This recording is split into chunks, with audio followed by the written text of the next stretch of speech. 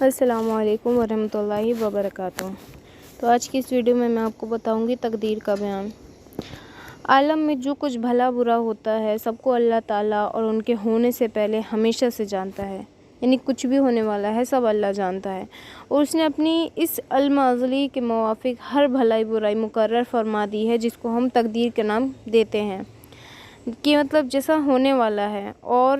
جو جیسا کرنے والا تھا اس کو پہلے سے ہی، یعنی کہ اللہ تعالیٰ کو پہلے سے ہی پتہ ہوتا ہے جو ہونے والا ہے، جو ہو چکا ہے اور جو ہوگا،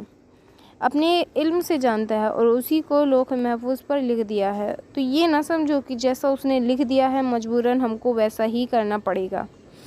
بلکہ واقعہ یہ ہے کہ جیسا ہم کرنے والے تھے اس نے بہت پہلے لکھ دیا ہے۔ زید کے ذمہ برائی لکھی اس لیے کہ زید برائی کرنے والا تھا، اگر زید بھلائی کرنے والا ہوتا تو وہ زید کے لیے بھلائی لکھتا۔ تو اللہ تعالیٰ کی تقدیر کو لکھ کر کسی کی بھلائی یا برائی کرنے پر مجبور نہیں کرتا ہے، یعنی یہ نہ سمجھو کہ مطلب اللہ نے اگر تقدیر میں لکھ دیا ہے، برا لکھ دیا ہے تو ہم ویسا ہی کر رہے ہیں، بلکہ اللہ نے آپ اگر کچھ برا کرنے والے ہیں تو آپ یہ جانیے کہ اللہ نے بہت پہلے ہی وہ لکھ دیا ہے کہ آپ کے اندر یہ چینجز آنے والے ہیں، آپ ایسا کچھ غلط کرو گے تو یہ اللہ نے پہلے سے ہی ہماری تقدیر میں لکھا ہوا تھا کہ مطلب ایسا ایک ٹائم آئے گا کہ آپ یہ غلطی کرو گے ہی، اور اگر آپ میں کچھ اچھائی ہے تو اس کو بھی اللہ پہلے سے جانتا تھا اور اس کو لکھتا تھا۔ تو یہ تقدیر ہے، لیکن کئی بار تقدیر بھی بدل جاتی ہے کہ دعا، اللہ نے ہمیں دعا کیوں بولی ہے کرنے کے لیے؟ دعا کرو، کیونکہ دعا میں اتنی طاقت ہوتی ہے کہ وہ تقدیر کو بھی بدل سکتی ہے۔ تو تقدیر پر ایمان لانا بھی ضروریات دین میں سے ہے کہ تقدیر پر بھی بھروسہ کرنا ہے، اور تقدیر کا انکار کرنے والوں کو نبی اکرم صلی اللہ تعالیٰ علیہ وسلم نے اس امت کو مجوسی بتایا ہے۔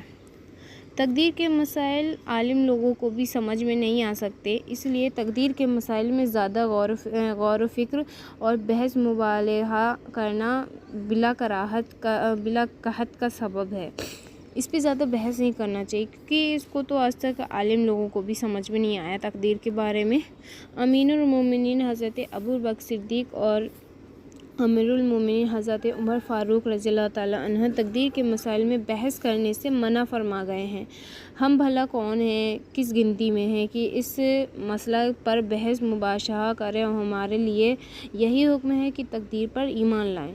اور اس مشکل اور نازک مسئلے کو ہرگز کسی بحث یا مباحثہ اور حجت کا تکرار نہ کرے، اور اسی پر ایمان لائیں کہ یہ سلامتی ہے۔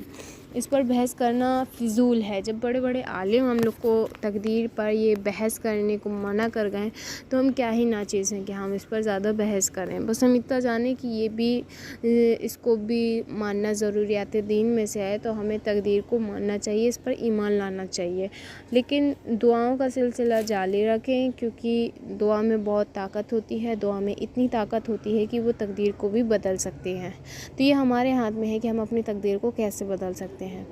تو یہ تھا چھوٹا سا تقدیر کے اوپر بیان۔ میں ہمیشہ آپ سے کہتی ہوں، اگر آپ کو ویڈیوز میری اچھی لگتی ہیں تو please like, share and subscribe کیجیے، اور اسی طرح کی دینی معلومات کے لیے میرے چینل کو سبسکرائب کر لیجیے۔ اللہ آپ کو اور ہم سب کو نیک راہ پہ چلنے کی توفیق و رفیق عطا فرمائے۔ خدا حافظ۔